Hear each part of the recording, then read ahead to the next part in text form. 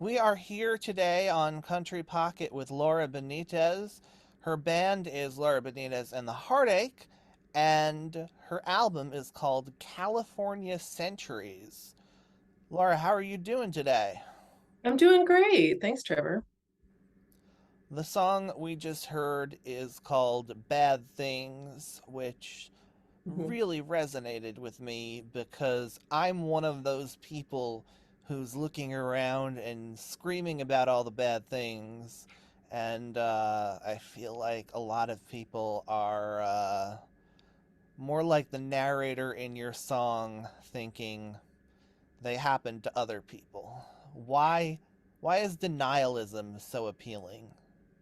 Well, I think when I examine denial, I'm examining it in other people, but I'm also examining it in myself because I feel like there's a certain amount of denial that is helpful for you to get through the day. Like it's best if you don't think about your chances of dying in a car accident as you're driving down the road. Like I mean, it's fine to know those things, but it's not helpful.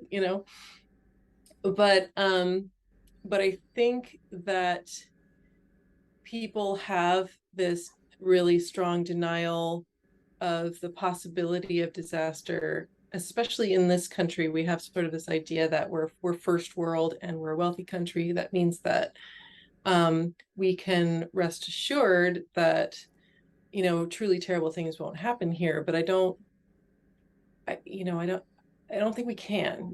And the past 5 years or so has really sort of taught that to me in stark terms that we aren't an exception and bad things can happen here. Yeah, I mean, I feel like that last verse might have been talking about the future here. Yeah, and that's what it was meant to do. It's funny, I wrote the song sort of a couple days before lockdown became official in California in 2020, March of 2020, and it just seemed like things were going that way and it wasn't going to be good. And the third verse to me was, a lot of people have talked about it as being like, oh, she's talking about a refugee crisis. And it's not that, and I'm not talking about that. But what I meant to say was the refugees are us. Like we could be the refugees. Like what happened if we don't win the next couple of elections and, we do get governed by an anti-democratic minority? Are people going to leave? Where are they going to go? Like what's the possibility of a refugee crisis in the United States? And I don't mean to be alarmist necessarily, but I also think that it's important to know that we aren't immune to that. I thought it was interesting because they're talking about how doctors and teachers might be fleeing, but we're already in this country seeing laws that have doctors forced to give inaccurate information about abortion, and Yeah. now even performing one to save a woman's life or health could maybe put them in jeopardy in certain areas. And then teachers, you see what's going on in Florida and Texas. So we actually are sort of in this situation where even people who are pretty high up there on the social ladder are being told to fall in line or face the consequences. Yeah, absolutely. And it's it shouldn't matter if someone's high status in society or not, but it is important to sort of point out that people who are the heroes of our society are being oppressed right now by the laws in these states. The laws around abortion in a lot of states are not only jeopardizing the lives of women, but they're jeopardizing the lives of the doctors. Like if you get thrown in jail as a doctor, that's your life is ruined. Like it's the frustration that I have, I think a lot is on the left, a lot of people are disaffected, and that's on purpose, right? Because, if you can convince people that nothing matters and that there's no way to change anything, we're all kind of like, most of us are a little bit lazy to begin with. So it's not that hard to push us to like, oh, nothing matters. So I can't really do anything about it. So I'm not going to worry about it. But it's really frustrating to me because I was like, no, these elections people's lives are literally at stake. It's not just a, oh, this program's not going to get funding. It's no, it's actually people's lives are at stake. People can die. And that's what's really frustrating about sort of seeing people say it doesn't matter, because it definitely matters, you know.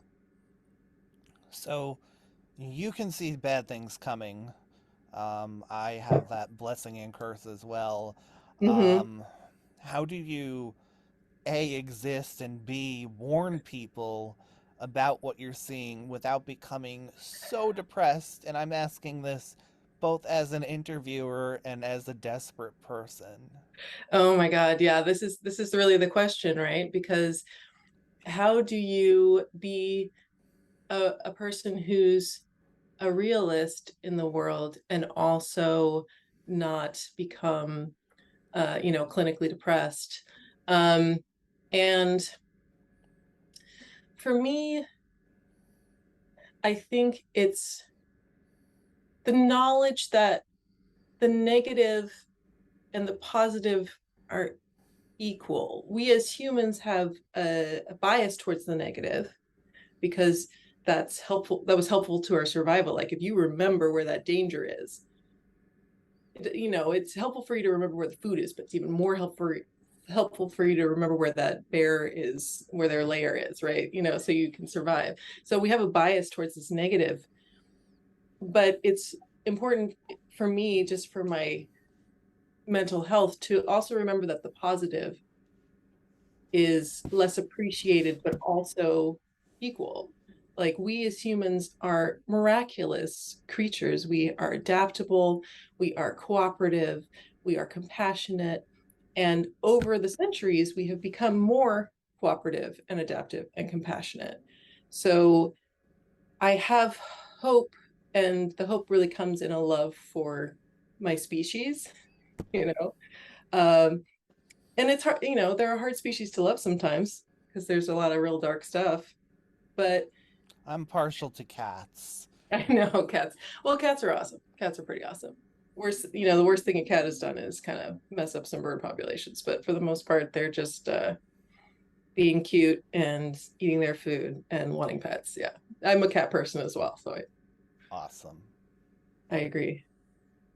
But yeah, I mean, it is hard, but I think it's also um compassion for the fact that people are afraid and people are um, coping as best they can is the most helpful way to sort of bring the bad news. Um, and I worked, my day job has been in nonprofits for the past almost 10 years. And, the best way to sort of bring the bad news to people is to tell them what they can do. Don't just tell them the bad news and scare them.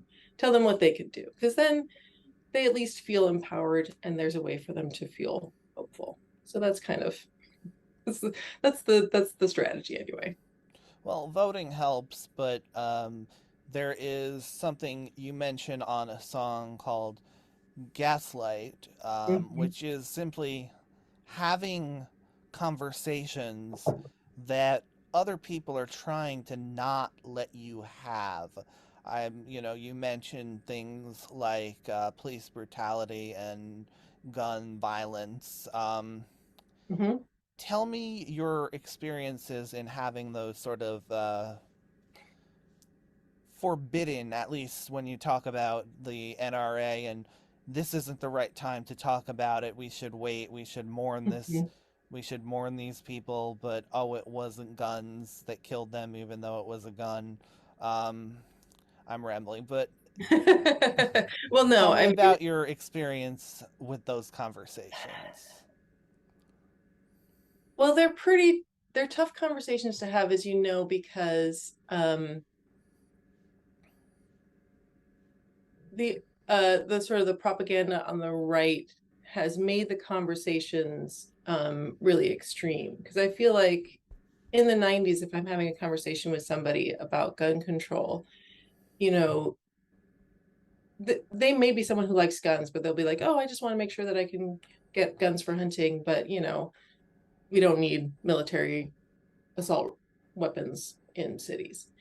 you can have that kind of balanced conversation, but I think there's this purity and this extremism that says any any attack on or any limit on gun rights is a slippery slope. It's that slippery slope argument, and those arguments are really frustrating for me. And that's where I sort of try to call the slippery slope argument out for what it is, which is it's not a good faith argument to say that if you limit one kind of gun, that all of a sudden all the guns are going to be banned. It's sort of like, oh, you get tolerant of it, and then they can ban them more and more and more and more.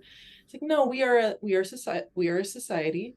We can decide on where our boundaries are and where our need for safety is, and we can set those limits. It's sort of like it was the gay marriage argument, right? It was that, oh, if we let gay people get married, oh, what is it going to be next? Are you going to get to marry your dog?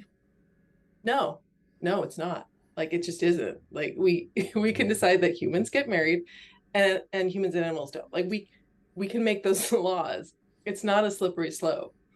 So it's very it's not a good faith argument, and you can sort of give examples, but I think the most helpful thing that I've come across in thinking about um, talking to people on either sides of extremism is this idea of sort of the cultic indoctrination, and how do you fight against that kind of indoctrination if someone's been hearing the same message over and over and over again, and they've been told that this is the only source of true information, and that there is no other source of true information, and that this one place is the thing that's going to save us all. And I mean, that's a cult. That's what cults do. And you can't argue with that.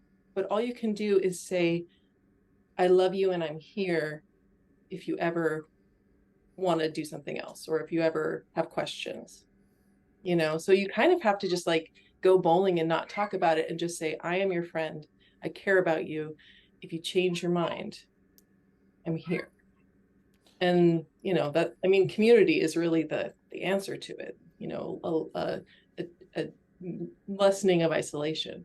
But that's that's slow and hard work. Yeah, so you believe that most people are capable of that empathy? No, even if there are some who have the cultic indoctrination going on, but do you believe that most people are capable of some level of empathy if they have those conversations that some people in power are trying so desperately not to get us to have? Yeah, I mean, I think the answer is in what you just said. It was, why are the people in power trying to get us not to have these conversations? Because they know when the conversations happen, we come together and we find solutions. For the most part, I mean, there's bad actors on all sides. There's narcissists, there's psychopaths, there's just people who are real damaged, who need attention, who are going to try and wreck things. Like that's always going to be true. But I think the majority of people are not that way.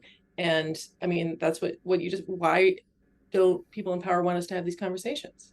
Because if we have the conversation, we're going to realize this isn't the problem. The problem is the people in power. The problem is the systems that encourage corruption. Yes, Vladimir Putin may be one of the wealthiest men in the world.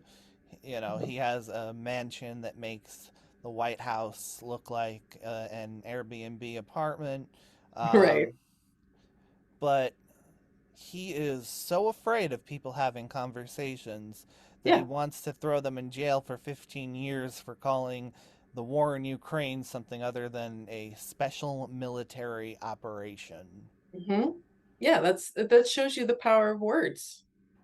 And I think we forget how much power we have in having conversations, in organizing, in getting together. That is our superpower. Well, Um, yeah. let's hear Gaslight Okay. and we will be right back.